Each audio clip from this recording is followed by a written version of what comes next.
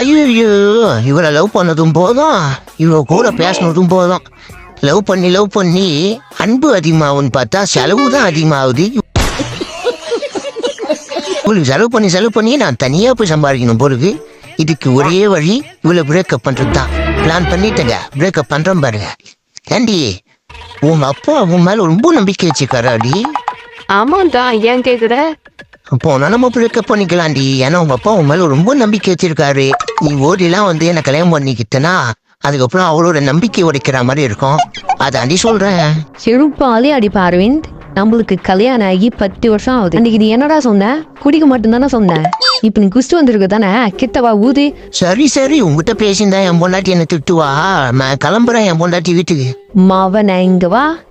எங்க போற இப்ப நீ? நான் தான் உன் பொண்டாட்டி, இல்ல இன்னொரு பொண்டாட்டி வர இருக்கலாம் உனக்கு. இங்க வா. ஏன் ஐயோ அவசரப்பட்டு தெரியாம பேசிட்டேன் கோமலவல்லி, என்ன அடிக்காத விட்டுரு.